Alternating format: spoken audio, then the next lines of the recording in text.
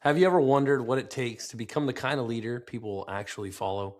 That's what Jake and I are going to explore here today. And we're excited to have you along for this journey. Jake, I'm going to turn this over to you.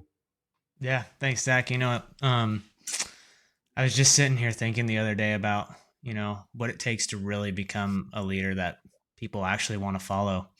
And the main reason it came up to me is because I thought about my wife and my job for me and how for a long time I didn't realize that I'm actually in a leadership position when I think about that. And I think that's one thing that maybe a lot of guys miss is that they don't feel like a leader until they get the title. But, really at the end of the day, it is I'm a leader in my home and I'm a leader at my work, no matter what I do. So I just started thinking about, you know, how to become a better leader so people actually follow me. I kind of sit here and I'm stuck in this reactive leadership almost where, like, when a problem arises, I kind of take that problem on and I try to solve it the best way I can, but it's not a proactive. So at the end of the day, I'm left feeling, you know, why is nobody actually following me?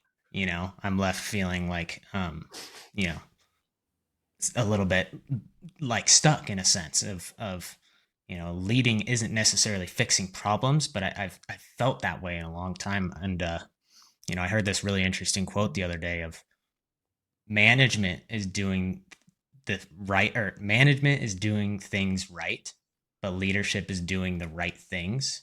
It was from this guy called Peter Drucker who wrote this book, really famous book, The Executive or The Effective Executive. But it kind of hit me, and I want to be a more effective leader in the decisions, in the the decisions to do the right things, not just the effectiveness of doing them. You know what I mean?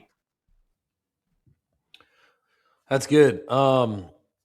So I think that when I think of these kinds of concepts and these kinds of questions, and maybe it's come out in past conversations, but I always try and think of it from the high level first, right? Like, I think so often it's easy to get stuck in the weeds. That's why for me, I don't typically have like the five steps or the frameworks or this or that, because to me, I think that this question isn't so much a question of how, like how to, like how do I, in the sense of steps to take. That's what a lot of people will do, and there's a place for that. Like there's a place for books that will give you these five steps to becoming a better leader or whatever. But that's just not how I work. It's not how my brain works. It's not how I think. I think of like all the way up at the Goodyear blimp height, where you can see the whole playing field. What is it that we're actually trying to do? And to me, I think that when it comes to leadership and many other things for that matter, it's not so much what do I do, it's who do I become, right? Like, because leadership really, in my opinion, and there's certainly people you know, who have more qualifications than I do to talk about it. But when I think back in my life, like when I was young, I was always the team captain on the baseball team, at least from through high school.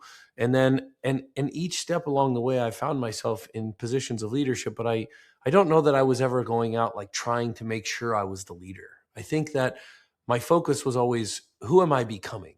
Right? Like, who, am I challenging myself? I think a lot of times people, they get caught up in trying to become somebody for somebody else or trying to prove something for somebody else. And so to me, I think from my standpoint, leadership was always about like, how do I become the best I can be? And we can get into, and we will get into some things that I think the core tenets maybe of at the 50,000 foot view, what makes a great leader. But I think to me, the start of it is like, Jake, when you think about it, what is leadership?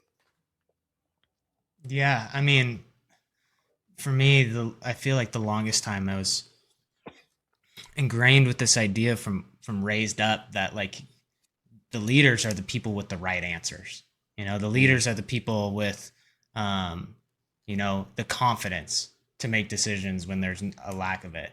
But the older I've gotten, the more I feel like that's maybe part of it, but not all of it. I feel like, when I think of a really great leader, it's somebody who I can follow because I know that they have my best interest in mind, in mhm. terms of I know that what they're looking at is is going to lead to the outcomes that I believe is good for me. Like I think of, like, electing a president. It's like that's the whole idea of electing our leader, is is looking for those things that, okay, is this in my long-term purview of what I'm actually looking for?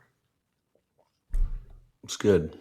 I'm just writing a few notes. One of the things I wrote down, and for me, I think my journey in leadership, and this is again where I think maybe is a little bit different, maybe not, but when I zoom out, I go, what if I want to become a great leader? What's the best way to do it?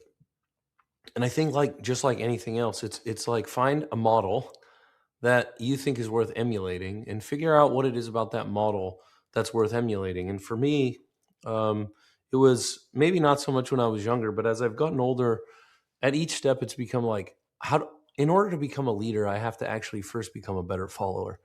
And Mm, that's like when I was in college, I got a degree in organizational communication at one of the top communication schools in the nation. And I'll never forget, like one of the things that they taught us is they said, you're not born a leader. You're made into a leader. You become a leader.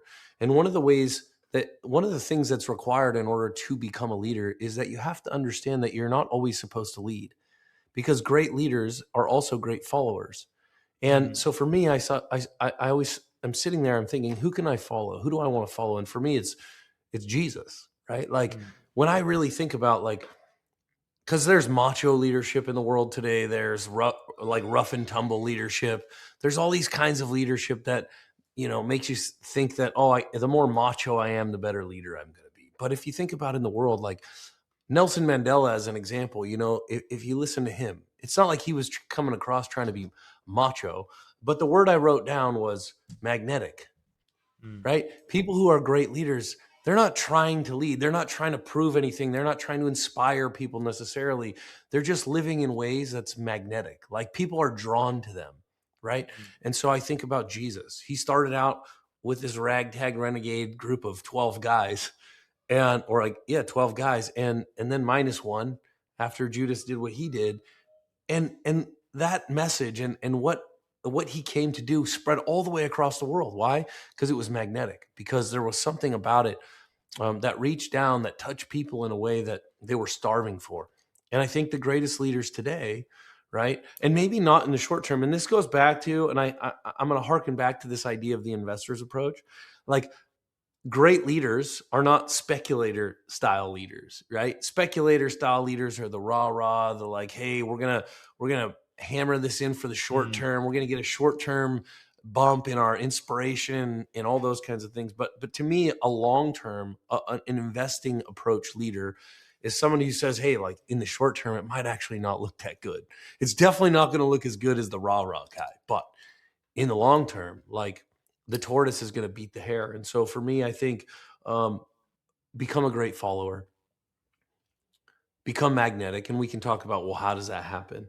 Um, a couple other things I wrote down that I think are probably they're probably common amongst most all leaders is authenticity, right? Consistency. Great leaders are consistent. That's why people can count on them, because they're not here today and gone tomorrow. They're not up and down all the time. They're not wishy-washy. They're authentic, right? They'll speak the truth, but then they're consistent. And then the last one I wrote down, and I'm sure there's more, is they're courageous, right? You want to be a leader, you got to be willing to do the hard things. In my organization, in my life, one of the things I always say, and this is where like I think that the number one skill that every single person should focus on getting better at, even in the crazy world that we live in with all the technology and all this stuff, the one skill that will deliver the highest returns on the investment, no matter what it is, no matter what you're comparing it against, in my opinion, is to become a better communicator, right? Because the way that we interact is communicating, nonverbal, verbal. And so for me, you go magnetic, authentic, courageous. And then the last one that I was saying all that for is, are you able to handle conflict, right? I always say there's three types of people. There's the kind of person who loves conflict, they feed on conflict, and they become confrontational. Then you have the people who are deathly afraid of conflict, and they're passive, and then anytime there is conflict they run. Usually those two people on the two poles, they really hit a ceiling. They get to the point where they just can't press on any further, because the guy who loves conflict nobody wants to be around, because not everybody likes conflict. And then the person who's unwilling to engage in conflict, They hit a ceiling because, like, at some point, you can't actually figure out who they are. They can't even move further because they're afraid of conflict. And then there's the person that's in the middle who says, I'm not going to revel in conflict, but I'm also not going to avoid conflict. I'm going to find a way to deal with conflict in a way that's productive. And so you think about, like, for you in construction on the job, you probably see it every day. The guy who's just always yelling at somebody, always kind of trying to make sure he gets his point across. And eventually people are like, I don't like that guy. He's a bully. And so what do? They just hide from him. They just do the stuff and try and avoid him. That's what people do with bullies. They just try and, like, get around the roadblock. And then you probably have dealt with the other guy. He won't pick up his phone. He knows Right. he's not there on time. He knows there's not something's not going right, and he knows there's going to be conflict, and so he just avoids it. And then guess what? You don't want to work with him either. But the subs that you probably appreciate the most, the ones that you probably work together with the best, are the ones who, yeah, there's a problem. We're going to deal with it. And you know what? In that, if they're leaders themselves, they'll be authentic, they'll be consistent, they'll be courageous in the sense that if maybe they screwed up and they got to eat a few bucks, they'll deal with it. They'll do the right thing. Leaders do the right thing. So I don't know if those are helpful, but as I think about it, we didn't talk about this before we started this conversation, but those are some of the things that I really think, for me, have helped to, and I'm still trying to practice and develop all those things myself. But I think those are things that no matter who you are, can help you be a better leader. Yeah, that's interesting. I really liked your point on the magnet. But it brings me to a question of I think about the question of, is there a necessity for a willingness to be led by the person? Like you taught about, or you just spoke about it, about being a better follower, a better listener. You know, um, is there a willingness to be led, or does every great leader, can they lead anybody? Mhm. Well, I don't think that a great leader can lead everybody. There's always going to be people who want to hold out, and so the I think the thing is like, and maybe the question really is, correct me if I'm wrong or if you see it differently, but let's take your job for example. In your role, can you lead everybody that you have to deal with when you don't get to pick the people who you get to deal with? Is that kind of what you're asking me? Yeah, exactly. I think like, in my job, there's there's people aged, I mean, I'm working with 18-year-olds up to 75-year-olds, and it's just a huge gamut of people that work on that job. And it, there's a, it's more of a personality type that I see sometimes, of like they're more receptive to, let's say, constructive criticism. Um but I don't know if it's like a me problem about how I'm approaching it. Maybe like you said, and maybe I'm communicating in a wrong way to that specific type of person, or if it's their personality of, maybe they're not receptive to receiving constructive criticism or being led. You know what I mean? Sure. Yeah. So, this is a good question. So, this takes me back to when I said that communicating, becoming a better communicator is really the key. And it really, we might be hitting on something else here, but one of the things I've always said, you've probably heard this in conversations before. That's not what I meant. You ever heard that before? Yeah, oh yeah. And I say, anytime you hear, that's not what I meant, then you didn't do a good job delivering it. Okay. Because what happens is, if you're going to communicate with someone, the onus is on you for how it's received. Okay. And that sounds totally backwards. And nobody likes to hear that because they're like, well, how can I control how the other person's going to receive it? And it's like, well, because a great communicator, just like a great leader, is first and foremost a great listener. They gotta read the room. They gotta know the audience. They gotta understand the person. They gotta have empathy for the person they're going to lead or communicate with, right? And so on one hand, like, a great leader isn't afraid to upset someone or piss someone off or rub someone the wrong way, right? But the best leaders aren't out there looking to, like, piss somebody off. Instead, what they're out there to do is they're out there looking to say, like, let's take one of the guys in your example. And maybe that, hey, this guy doesn't like constructive criticism. Great. Well, then as a leader, that's your challenge. Your Mm. challenge is, I have to understand this guy well enough. I have to build enough rapport. I have to get this guy to know, like, and trust me, not because I'm manipulative, but because if I'm going to lead, if I'm going to communicate effectively, that's what's required. Right. So my challenge here is to actually get to know this guy in a way that I can learn how I need to communicate with him, because I'm going to have some level of constructive criticism. in such a way that he will receive it as I need him to receive it, right? And so what happens is, answering your question that we started this with, can you lead anybody? The answer is, um, still not everybody, but most people. Because at some point, you might have to fire the guy because he might not be the right fit, right? And this is why I always say, like, think about divorce. I've always said this. My family's been through a few divorces in my life, and I always say, divorce is always the result of one person in the marriage who is unwilling to change, right? Most of the time, somebody's willing to change and somebody else isn't willing to change, and that's where divorce happens. Well, on the job, it's really no different, right? You as the project manager or the superintendent, you might be going in and saying, "Hey, man, like I really want to work with you here. This is what you're doing really well. This is what's going well, but this is what's not going so well. This is what we got to get changed." And here's another trick and another tip. The first question we always start to ask when we're a kid is the question why. And it's the question we never stop asking, but it's the question that most adults think they don't need to answer anymore. And that's why they deal with a lot of conflict in their life. So in this example, we're going to actually say, this is what we need to see differently. And here's why, right? Because if the guy can't get on the same page with you as to the why, then he might not be the right guy. And he might be a guy that on the next job, you don't bring back, right? Because at the end of the day, like our job as a leader is to explain the vision, which requires an explanation of why, right? And then to cultivate the culture that will bring the vision to fruition, right? To learn the people, to figure out what role people go in what roles, but then also to discern and to judge if they're the right fit or not, right? Because at the end of the day, the hardest part about being a leader is like the buck stops with you, right? I mean, not the ultimate buck, but the buck for this job, this thing, it ends with you.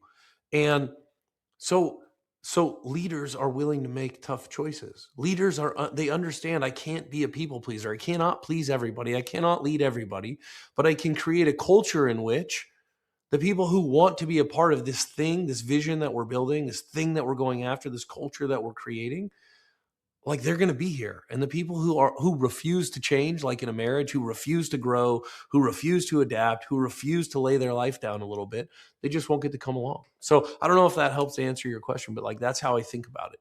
Yeah, you're digging into something that I think I've been simmering on a while. Is I mean, you touched a lot on it right there of this culture creation. Just to keep the job site analogy going along. For me, I tend to at least once a week just go up out there and pick up a tool. Just like even for if it's an hour, 2 hours, just go out there and pick up a tool and give them a hand where I can. Because I'm more of an office guy. I'm project management more. But that has opened a lot of reception for giving like constructive advice to these guys on maybe like we have one guy who's probably 72 years old and has been building his entire life, well, 3 times as long as I've been alive. And, there's things that I can maybe offer him new advice on. And he's honestly really receptive to it because he understands that I can go out there and I can do his job as well, and I can help him with his job and I can build that sort of mutual respect with him in a way.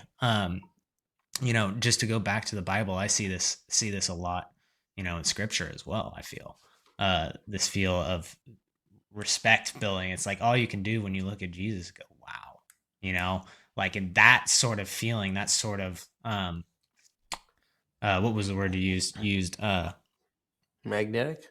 yeah, like it brings people to you, the magnetic feeling, and it's just like I guess there's a lot of leaders in the Bible, and what I would ask is like what is the through line for all those leaders that bring that magnetism to them? Hmm. I mean, I've never really thought about that particular question before. I think that off the top of my head, when I think about like who are the leaders that I follow, it's very often leaders. Excuse me. Leaders have a level of conviction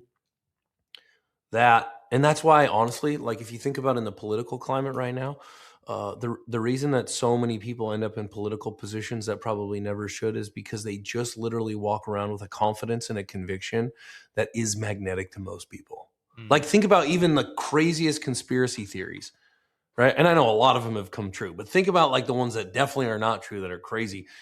And these people can still get a following. Why? Because like they are so confident. They have so much conviction. They convey it with so much passion that there is some group of people who will follow them.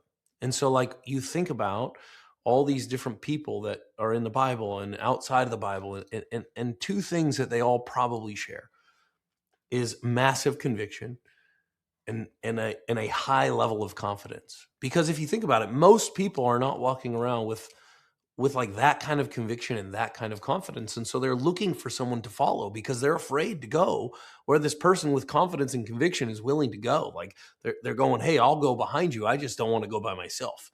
And a leader is saying, hey, like I'll blaze the trail and yeah, you can come behind me. And so I think in so many ways it's like a mindset. Now, I will say that as you gave the example of the 72-year-old, it's like I can remember playing sports and playing all the way through college, and every new team that you go to be a part of, it's the same deal. You're lining up against these two other guys, or maybe if you're an outfielder, there's five other guys, and you're all vying for these positions. And you're like, okay, how am I going to win the job? And the first thing you know is, well, if I don't have confidence, like I've already lost. And where does conviction come from? Well, it comes from practice. Like if I haven't practiced, if I haven't put in the time, if I haven't put in the work, I'm not going to be magnetic. I'm not going to be somebody that people look at and go like, man, he's the guy. He deserves the shot. And so I know like sports taught me so much about life. And it's because I think I said this in a past video, but maybe not. It's like, can you imagine if we started doing like a DEI with professional sports? Like Yeah. nobody would watch them, right? Because we all know that in sports, just like it should be in the rest of life, but in sports, we want to see the best competitors compete. We want to see the best people on the field. And so I look at it and I go, okay, well, how do you get that level of conviction where you can walk into a job site with a 72-year-old guy who's been doing the trades for 40 years, and how can you actually speak in a way where he respects you? Where he's like, yeah, I'm going to listen to this kid. Well, part of it is like in my mind, and I'm not saying this is a recipe for everybody, but like in my mind, the way, because I remember when I bought into my business, commercial real estate, I was 25 years old. I'd been doing it for less than 6 months. And basically every room I walked into was just like that. Like, why would I listen to this kid? But here's the thing, I knew, at least I believed to the point where I thought I knew that I had spent so much time developing my conviction that I understood investing. I understood the principles. I understood how to apply it to commercial real estate. I understood something that most people in my industry, I really didn't think looked at it this way, that it gave me a level of conviction and confidence that I was like, I don't really care who's in this room. I'm going to compete and I'm going to win. And that's just how I was. And now I could have been wrong, but like I'm here 17 years later and things have been going pretty good all in all. And so to me, it's like preparation, right? Like I think it's Tony Robbins say perfect. You've heard the saying, practice makes perfect. He goes, no, no, no. Perfect practice makes perfect. And Mm. so for me, it was, I really believe that in all the things that I want to be a leader at, that I've put in the work, I've put in the perfect practice, I've put in the time, and that time has given me conviction. That time has given me conviction, and that conviction has given me a confidence. And so I would say, like, if you're working at your job and you're going, wow, nobody respects me. I hear this all the time where a guy's like, I want my wife to respect me. It's like, well, are you respect worthy? Like, are you Yeah. showing your wife that you're worthy of respect? Or are you just demanding it? Because like that's the thing that communication taught me is I grew up in a world where the leaders in my life, the men in my life, many of the coaches, many of the coaches, it was like, hey, this is like the military, and you're going to respect me because I said so. And guys in my generation were like, hey, f you, buddy. I'm not going to respect you, and as a matter of fact, I don't even like you. Yeah. And we learned, like we were the generation that started learning, oh, respect isn't demanded, it's earned, right? And if you really want people to follow you into a fire, you better be willing to show them that you're going to go into the fire first if you have to. And so I don't know. I don't know if that helps at all, but to me, like those are some of the things that have really impacted my life. Yeah, that's, I mean, to me, that's super interesting. I think of, for me, just one thing to maybe add a question on for that is, if you've ever heard of the saying, the blind leading the blind. Yeah. Um, I feel like the conviction part of what you just brought up is a really interesting piece.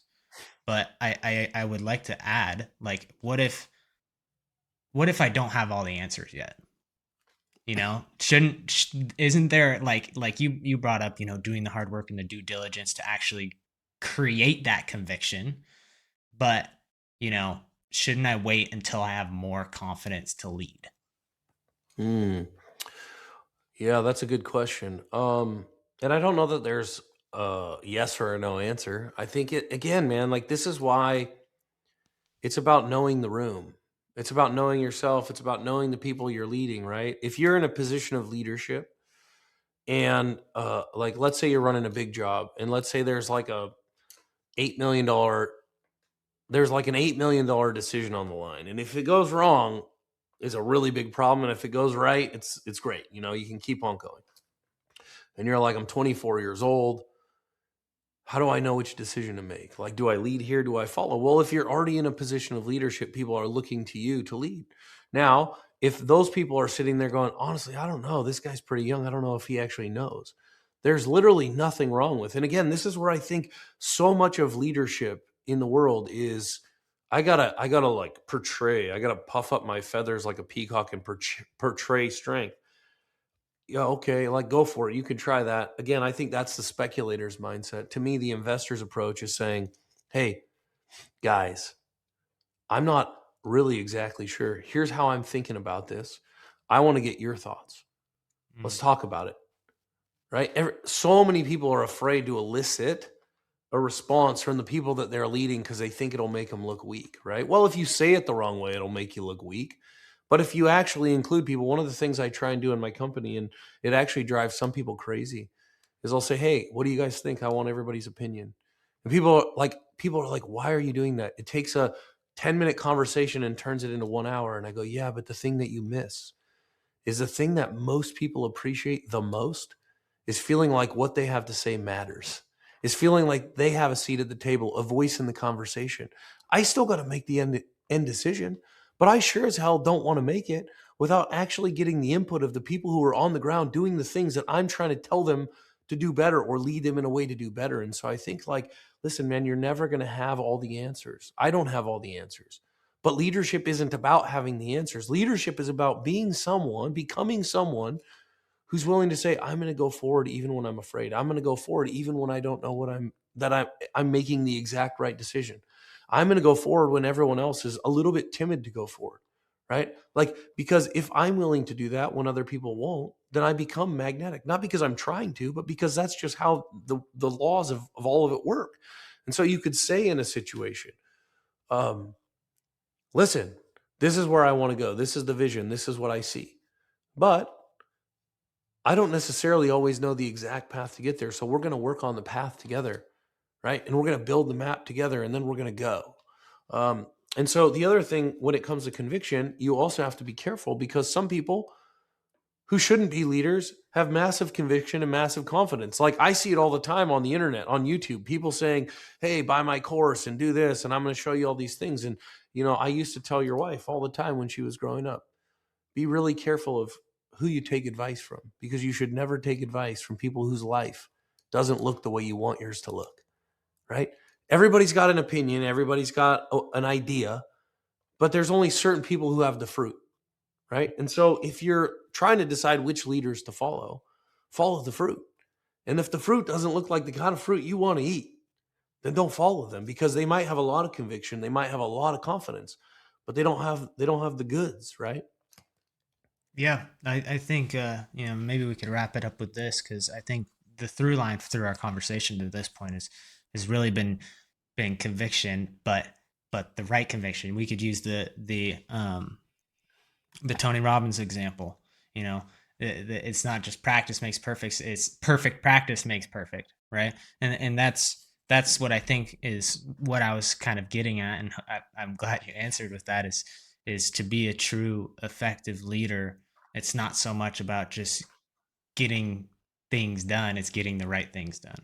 And I think if I had one last question to ask you, is like, if I were to wake up tomorrow and I decided tomorrow, man, I just want to be a better leader today. and I want to, from today on, I want to be a better leader. Like, what is the thing I can start doing? Is it building conviction? Is it become like building respect? Is it communication, or is it all of it? Mm. I would say it's two things. Two things that pop into my brain. I think the first thing that holds people back from truly becoming leaders is they just don't believe in themselves. They really don't have the confidence. And so I think the first thing would be to wake up and look at yourself in the mirror, as dumb as it sounds, and tell yourself, I'm capable of leading. I am a leader. Because even if you don't see it yet, the leader is in there. The giant within, as Tony Robbins would say, is in there. Mm, And part of bringing that thing out is actually telling yourself, right? Like I think about the story of King David in the Bible. And this is why identity is so important, because when he was a kid, right, Samuel came looking to anoint a king and he didn't know who it was going to be. And the sons came and he's like, no, no, no, none of these are them. There's got to be another one. And then David's dad's like, oh yeah, I got my other son. He's out watching the sheep in the field. He's like, bring him to me. And he comes in and he's like the runt of the litter. And Samuel says, oh, this is the one. And he mm, anoints David king. They think he was probably around 15 years old. And then after that, he ends up in Saul's palace and he's playing music for him, right? And so think about this. When David was a kid, nobody even thought about him as an option for what Samuel was looking for. They thought of him as like the runt, the shepherd boy. So everybody in the world in his life was telling him, you're just the runt, the shepherd boy, right? Then he gets into King's palace and he's known as the musician. And everybody around him's telling him, you're the musician. You're the musician. And then Saul gets mad at him and then he's chasing him around and then he's the fugitive. Just think about this. If David ever buys into any of those three identities, do you think he ever becomes king? I don't think he does. But he knew what God had called him. He knew what God had said he was. He was going to be the king. He was going to sit on the royal throne. And it took 15 years, and 15 years later, he became king. 15 years later, he became the guy that God knew he was all along, right? He mm. knew the seed was in there, and it took 30 years or so of his life for it to actually turn into something that other people could finally see and pick the fruit from. And so I think that's why identity, that's why becoming, that's why believing is the core tenet of our faith, is to say, look in the mirror and say, I know I can lead. I'm capable of leading. God didn't create me to sit here and just follow. God created me for dominion. God created me in a way to have dominion over something, right? And people hear that word and they might think something very different than what I'm talking about. I'm not talking about like rulership in some authoritarian way. What I'm talking about is like God wants you, Jake, to have some dominion over your family. He wants you to have dominion over the role and the calling that He's put in your life. It's an assignment, and He wants you to have dominion over it, right? And so you have to look in the mirror and believe that you can, believe that you're capable. So I'd say that's the first thing. And then the second thing I would be is like sharpen your axe, man. Like learn. Knowledge is power. It says in the Bible, people people perished for their lack of knowledge. So if people watching this are not where they want to be, if people aren't following them like they desire, if your family isn't following you like you want, like what are you learning? How are you growing? How are you showing them? Right? How are you showing people around you that, man, like this guy's smart. This guy knows some stuff.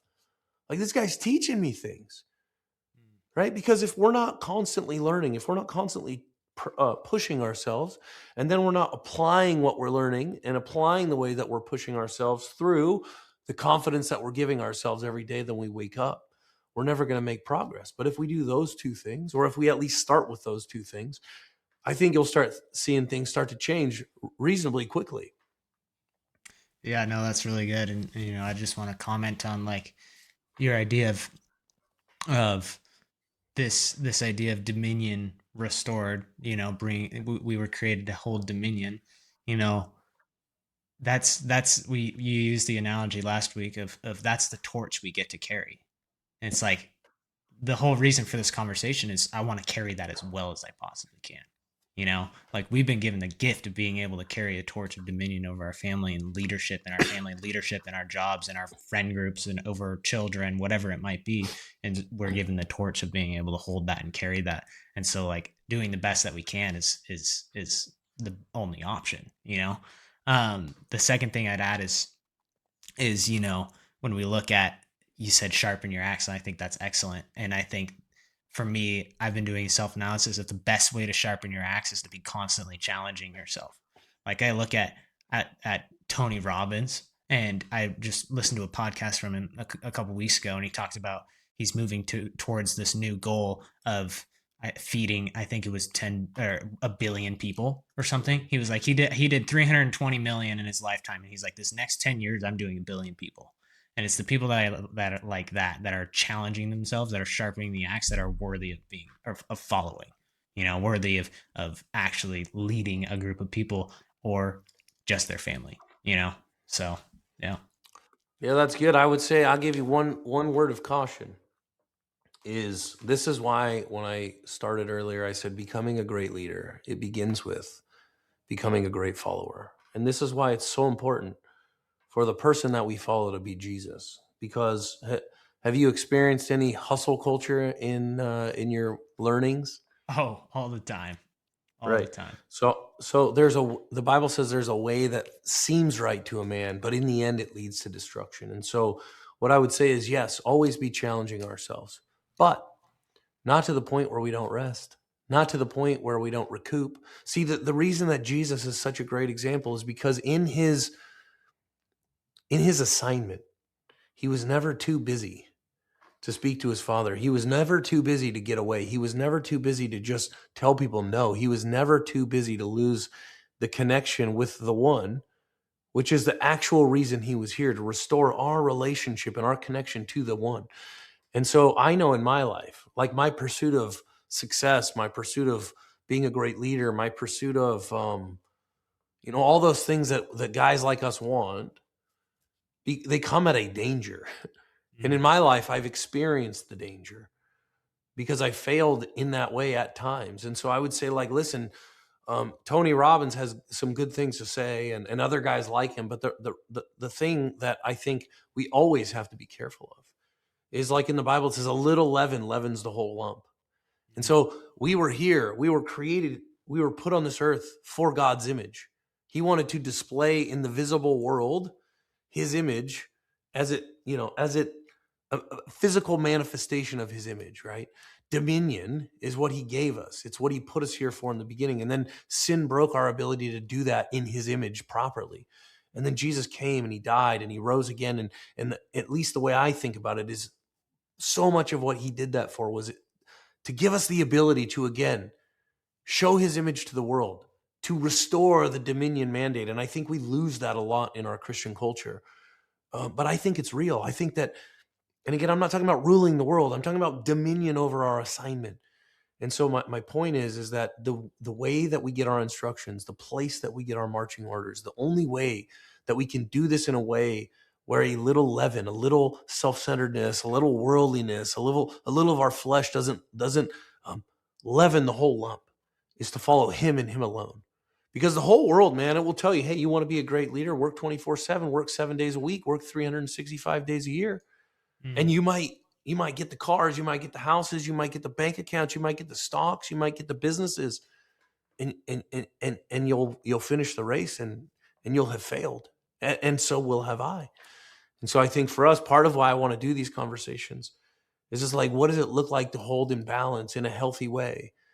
This desire to have dominion, this desire to lead, this desire to succeed, this desire to create and build and to have dominion, to gain the world, dare I say it, without losing your soul.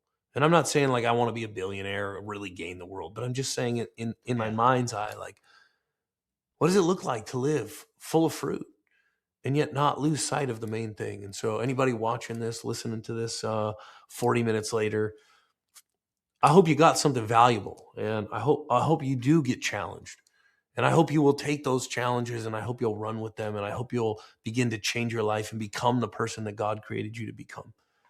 And I hope that you won't listen to me or listen to Jake as the guru. I hope that you won't follow me and Jake any closer than you would follow the King of Kings and the Lord of Lords, because I'm going to tell you stuff every once in a while that's probably not right. And so will Jake.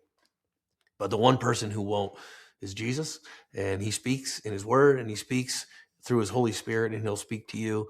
And so I appreciate you being here, and I know Jake appreciates you being here. If you like this video, we'd love it if you'd share it with somebody and help us spread the word. And we'd love to hear what you think about it in the comments if you want to share a thought, or maybe you have a different perspective, or maybe you have a question that Jake and I can tackle in a future conversation. And again, subscribe, like, share with your friends, and we'll see you next time.